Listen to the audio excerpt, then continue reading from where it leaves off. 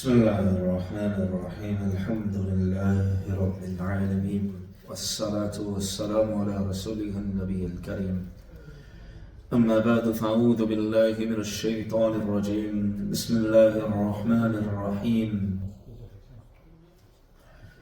Verse number 51 ما أشهدتهم خلق السماوات والأرض ولا خلق أنفسهم وما كنت متخذ المضلين عضدا. ما أشهدتهم خلق السماوات والأرض. I did not make them witness.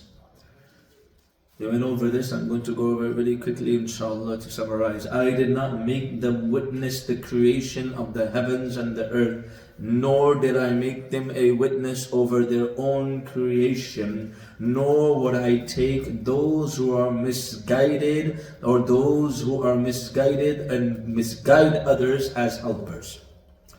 In these verses, Allah subhanahu wa ta'ala continues talking about why do people follow these random people, these shayateen, and disobey Allah subhanahu wa ta'ala. Ma ashhadtuhum. Allah uses the past tense here. Allah subhanahu wa ta'ala uses the past tense from here with a negation.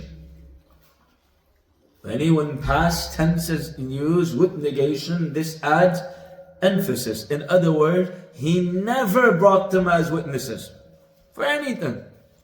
Not once, not ever.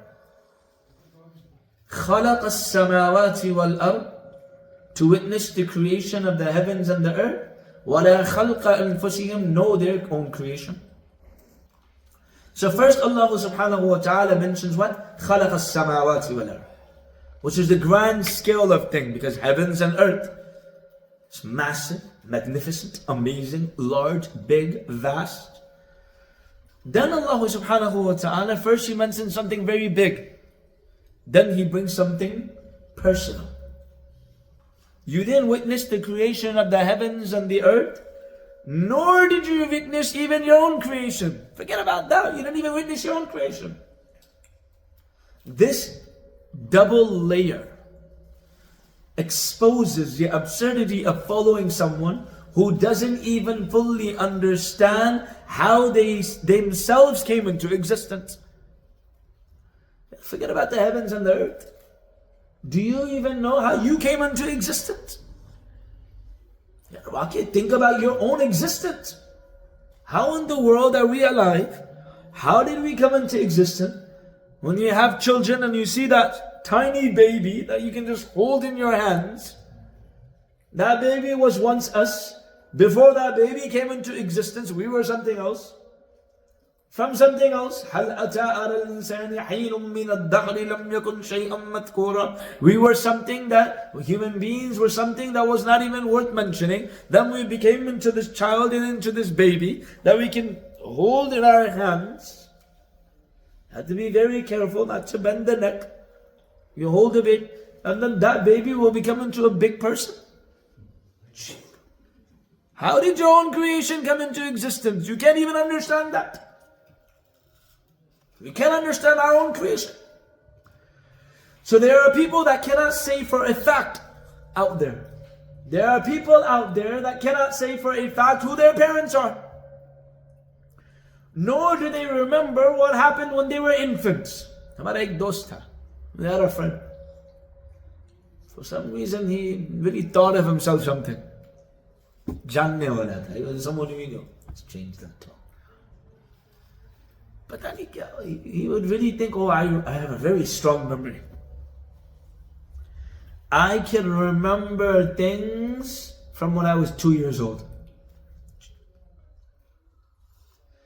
Yani, if a person thinks he can remember things from when he was 2 years old, he probably falls into the people that are insane.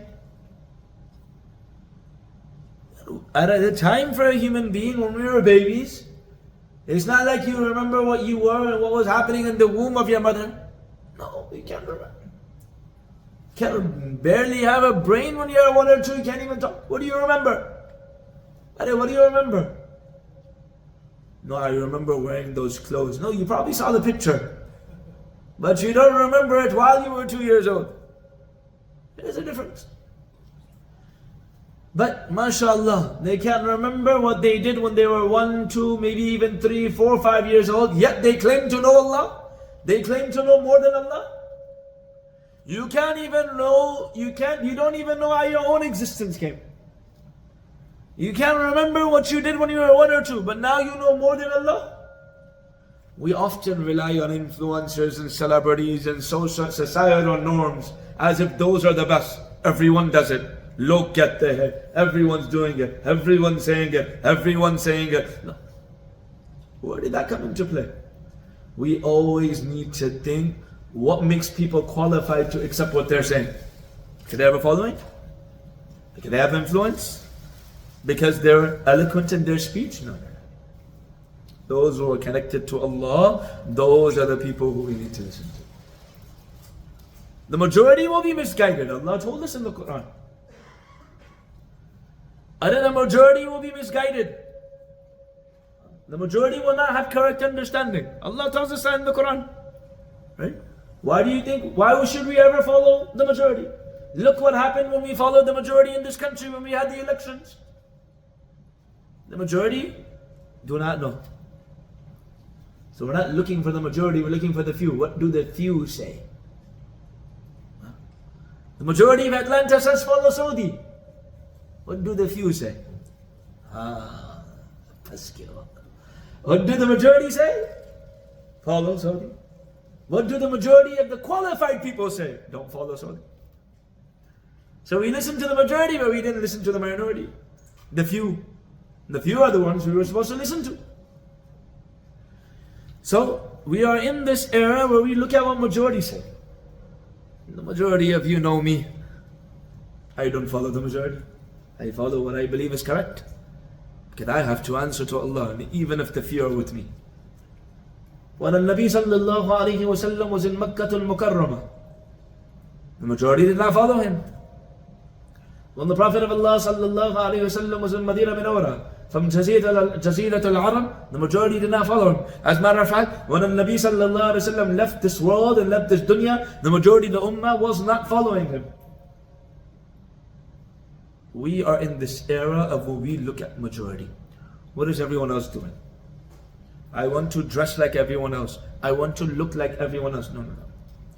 We should be focused on the few, but that are qualified.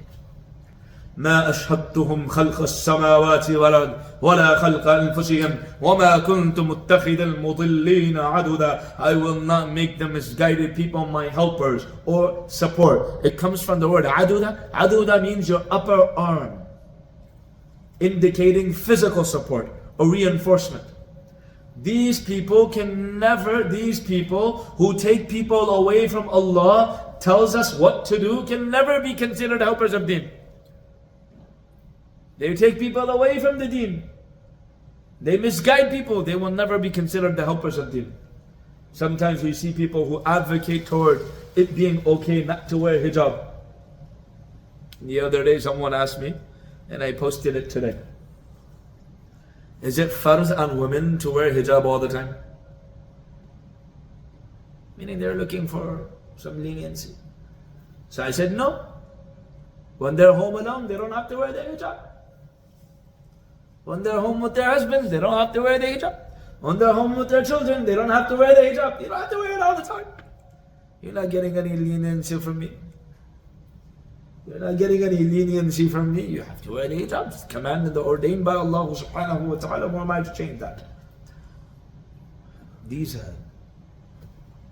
people that have mixed gatherings, I asked them. Let's take it. Face is ikhtilaf. Should the face be covered or not? There's difference of opinion. Fine, there's difference of opinion. But there is no ikhtilaf and no difference of opinion in if the hair has to be covered or not. Why is it when you do these mixed gatherings, mashallah, ulama, large gatherings, why do you post pictures and videos of women not wearing hijab properly? There's no ikhtilaf in that. There's no difference of opinion in that. Yes, if someone does wrong, they do it. Fine, we all commit sins. But you are posting it. You are showing it. You are supporting it, you're endorsing it, you're posting it on your social medias with thousands and millions of likes. وَمَا كُنْتُ مُتَّخِذَ الْمُضِلِّينَ عَدُدًا. Sometimes we find people who advocate towards something wrong being okay. These people are taking us away from Allah told us. No matter what they are intending and what wisdom they have in mind, they are not helping the deen in any way. وَمَا كُنْتُ مُتَّخِذِ الْمُضِلِّينَ عَدُودًا. وَيَوْمَ يَقُولُ نَادُوا شُرَكَائِيَ الَّذِينَ زَعَمْتُمْ فَدَعُوهُمْ فَلَمْ يَسْتَجِيبُوا لَهُمْ وَجَعَلْنَا بَيْنَهُمْ مَوْبِقًا وَرَأَى الْمُجْرِمُونَ النَّارَ فَظَنُّوا أَنَّهُمْ مَوَاقِعُوهَا وَلَمْ يَجِدُوا عَنْهَا مَصْرِفًا. وَيَوْمَ يَقُولُ نَادُوا. And on that day, warn them of that day when people, on that day when He will say, call those whom you claimed were my partners. So the kuffar فَدَعُوهُمْ, they will call them فَلَمْ يَسْتَجِيبُوا لَهُمْ. But the idols that they used to worship will not respond to them. And we will place between them a barrier of destruction. The criminals will see the fire and realize with certainty that they are going to fall into it, and they will find no escape from it. وَيَوْمَ يَقُولُ نَادُوا شُرَكَائِيَ الَّذِينَ زَعَمْتُمْ. Call my partners whom you claim to be my partners. The word za'antum implies a baseless assumption or a wishful claim, not something grounded in reality. So in other words, it's a strong tone of mockery and exposure. Allah is saying, you said all of these things, right? You claim they saw the moon.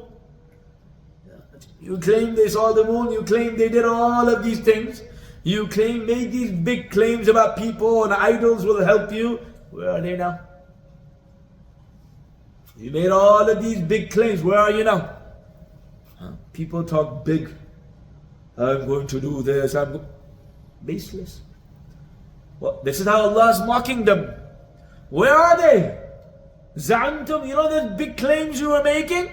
That you were worshipping that, worshipping Jesus, worshipping Uzair alayhi salatu wassalam, worshipping all of these idols, worshipping your money, worshipping your life, worshipping the dunya, worshipping society, worshipping celebrity. You were worshipping all of these people. Call them. فَلَمْ يَسْتَجِيبُوا لَهُمْ. It will be total silence, no response. Nothing. As if you don't exist. The worst thing is when you call someone. Nowadays in this era, you message someone and the phone, and if someone messages me and I open it, it tells the other person that the message was read. The message was read. On WhatsApp, you open the message and there's a double check, blue check. Okay, he opened my message. No response. How does it feel? They see your message. And let's say it was an urgent message. So you message someone, I really need your help, I'm struggling, I'm in the middle of nowhere, I'm suffering from calamities, I'm suffering from all of this. And the other person just opens the message, left them unread. How does that feel? This is how they will feel. No response. Total silence. Total silence. They see that you are in need, but they remain silent. These are the very people that used to worship in this dunya. Now I understand when we talk about worship and we talk about Quran and Ahadith, our minds go straight to idol worshipping. But you have to understand something. They were worshipping idols because this is what their desires told them to do. They were lived in a very cultural style era where they followed the method and the culture of their forefathers. So they were following culture. And culture and desire told them to worship idols. But don't get this twisted and confused. Just because we don't have idol worshipping, we have indirect worshipping. We don't have idol worshipping, but we have idol worshipping. Meaning, when we're an idol and we're alone, we're worshipping what? Our faults. Shaitan's best friend is what? An idol person. You're alone, you're lonely, you're bored. Shaitan's best friend. How can you be in this dunya and be lonely and bored? Our time is here short. How do you find time to be alone and bored? There's so much to do in this dunya, so much work to do, so much da'wah to do, so much ibadah to do, so many good deeds we need to do. How do we find time to be bored? So we don't do idol worshipping, but we do idol worshipping. This is indirectly worshipping. Abdul dinar wa abdul dirham. Al-Nabi sallallahu alayhi wa sallam said, we became the slaves of the dinar and the dirham. We became slaves of our money. So don't get it twisted, just because when we talk about Quran and Ahadith and it's referring to the idol worshipping of the kuffar, but it's also indirectly worshipping it's indirectly, also indicating to the things that we worship, because it's similar. So وَجَعَلْنَا بَيْنَهُمْ مَوْبِقًا فَلَمْ يَسْتَجِيبُوا لَهُمْ. They won't respond. وَجَعَلْنَا بَيْنَهُمْ مَوْبِقًا. Mawbiqa is a rare word in the Quran. It means something like a deadly pit. Not just separation, but total disconnection. No chance of a reunion or help. So not only are they not responding, there is no way to reach them even if you wanted to. You will never ever be able to gain access to them. وَرَأَى الْمُجْرِمُونَ النَّارِ فَظَنُّوا أَنَّهُمْ مَوَاقِعُوهَا. The criminals will see the fire and they will know with certainty that they're going to fall into it. وَلَمْ يَجِدُوا عَنْهَا مَصْرِفًا. They will find no escape from it. وَلَمْ يَجِدُوا عَنْهَا مَصْرِفًا. Masrifa means, we mentioned, يَا مُسَرِّفَ الْقُلُوبِ, the one who can divert or give an escape route, the one who controls that. Ya musarrif al-qulub, sarrif qulubana ala ta'atih. Oh Allah, divert our heart towards your obedience. So masrifa means any diversion, detour, or an escape route. Not only is there no exit, Allah is saying there's no detour, there's no diversion, there's no exit, there's no escape route. Not only is there no exit, there isn't even an idea or a possibility of escape. Every path, every detour, every direction, every diversion, every route leads to Jahannam. Every path leads back to the fire. So Allah's painting a picture here.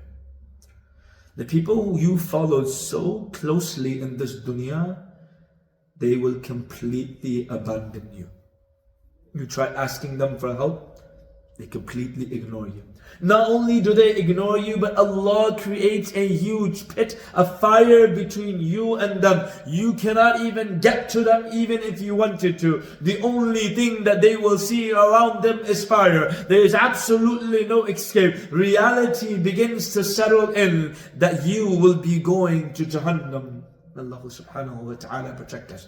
وَلَقَدْ صَرَّفْنَا فِي هَذَا الْقُرْآنِ لِلنَّاسِ مِنْ كُلِّ مَثَلٍ وَكَانَ الْإِنسَانُ أَكْثَرَ شَيْءٍ جَدَلًا. Indeed, we have illustrated. Indeed, Allah is saying we have given examples in this Quran. We have showed them in the Quran. Every kind of example for all of humanity, for all people. But the human being, above all else, is extremely argumentative.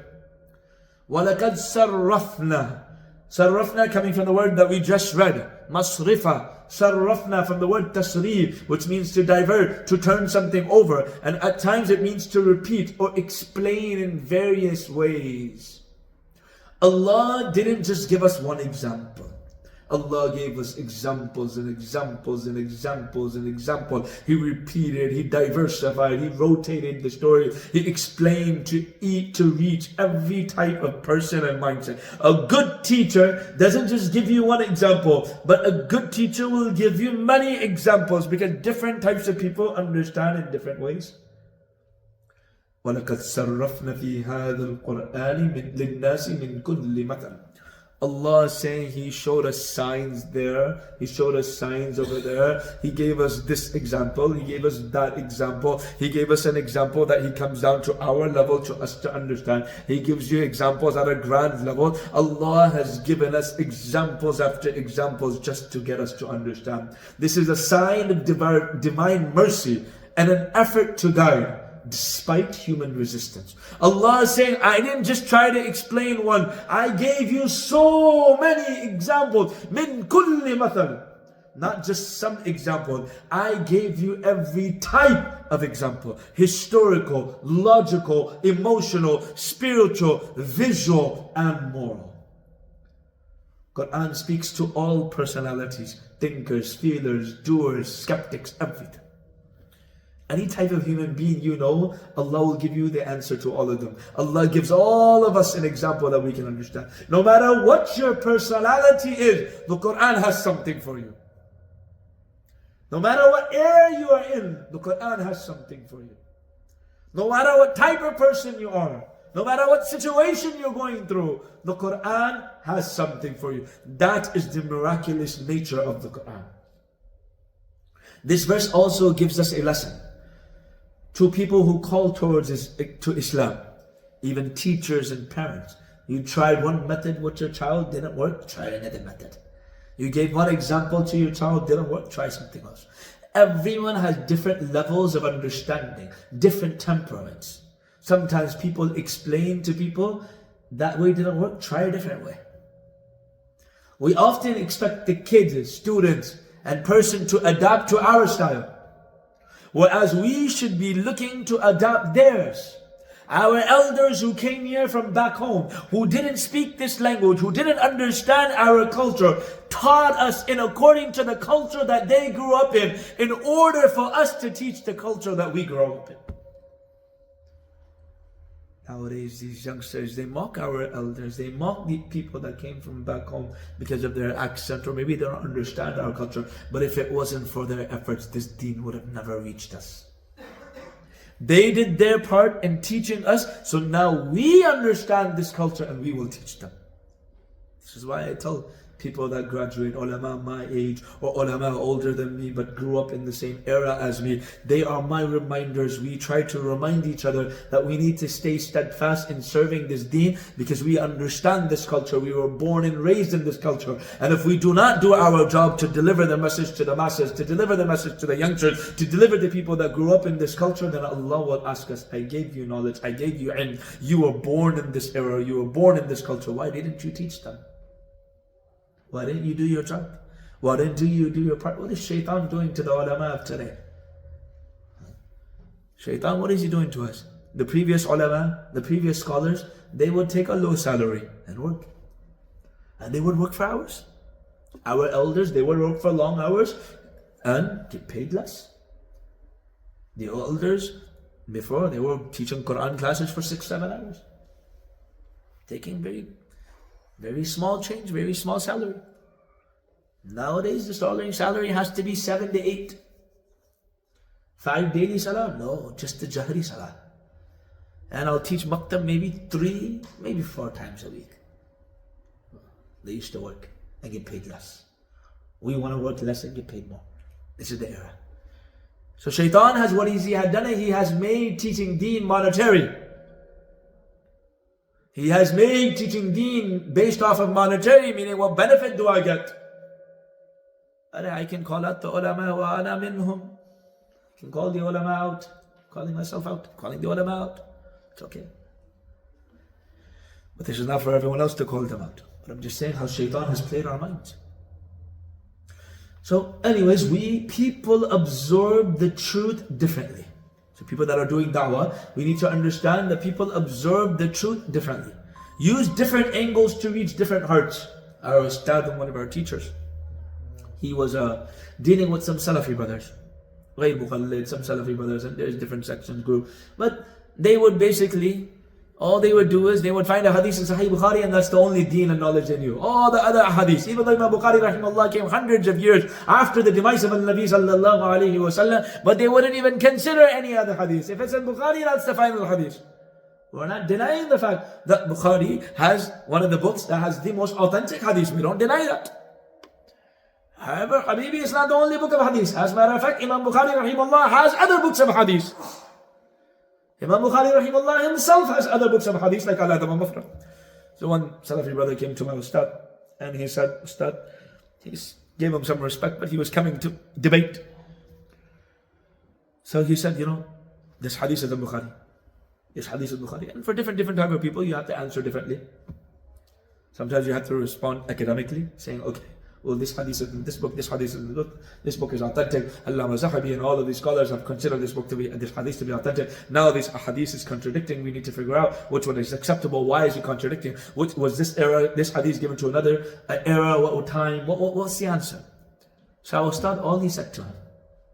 Understanding this person's temper, understanding where this person is coming from. He's probably not educated at all. He just found one hadith. This is how majority of them do it. They find one hadith and they use that hadith to argue, as if no other hadith argues. I told you guys like 2-3 months ago, I posted that at Salat al-Fajr time, when the Salah is going on, if you came, you didn't pray your sunnahs, you should pray the sunnahs al-Fajr as long as you know you'll make the Salah. So someone messaged me, what one hadith? I said, okay, mashallah. Here's a whole book of hadith that talks about this subject. Read that book and come back to me. Or I've never seen this book. Then why'd you bring one hadith to me? I can't read Arabic. Can you give me the translation? Now you're arguing with me. You can't even read Arabic. So he knew he wasn't going to win. So all he said was, all the hadiths in that book are da'if. I said, you understand the hadith you just gave me is in that book too, right? The hadith you just brought to me is in that book. So the hadith you're bringing to me is da'if too. Read the book first. So everyone's very argumentative. وَكَانَ الْإِنسَانُ أَكْثَرَ شَيْءٍ جَدَلًا. Human beings are very argumentative. So our Ustad just said to him, do you know how many ahadith exist in this dunya? That's all he said. He bought Bukhari. He said, do you understand how many ahadith exist in this dunya? He said, no, Sahih Bukhari is the only hadith book. What happened to Sahih Muslim? What happened to Jami? Just read Sahih Bukhari and see if that's enough for you to understand how to pray salah. Where in Sahih Bukhari did it tell you how to pray salah? The fuqaha put all the ahadith together and taught you how to pray salah. No. You have to have faqahat. You have to have understanding of a hadith, and then the fuqaha, meaning when we read books of fiqh, what did they do? They took the ahadith and made it in a way that we can understand. So Allah gives examples after examples after examples after examples, and then He says, وَكَانَ الْإِنسَانُ أَكْثَرَ شَيْئًا جَدَلًا. Human beings, they just want to argue. That's all they want to do. Allah knows our nature. We are very rebellious. We like to argue about everything. We are in this era especially, we're extremely opinionated. So, وَكَانَ الْإِنسَانُ أَكْثَرَ شَيْءٍ جَدَلًا. Jadala here doesn't mean questioning. It implies persistent, ego-driven debate, even when the truth is clear. You ever argue with someone where you know that person knows he's wrong now, but he doesn't want to lose the debate, so now he's making up things? I remember some time back, this is why I don't debate the moon sighting thing. There was one person, we had a debate about the moon sighting. I mentioned this a few times.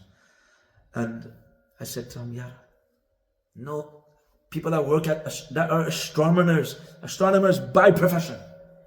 They were saying it's impossible to sight the moon. And maybe they see something else. So we're going back and forth, I'm saying, ru'ya has to happen, moon has to be sighted. I'm bringing hadith, he's bringing hadith. At the end, he said, he knows he's lost, but he doesn't want to lose the debate. So what does he say? He says, you don't get it. The people there, they sight the moon because they come from the lineage of the companion radiyallahu anhu. They're from the progeny and the lineage of the companion radiyallahu anhu. Their eyesight is better than the telescope we use.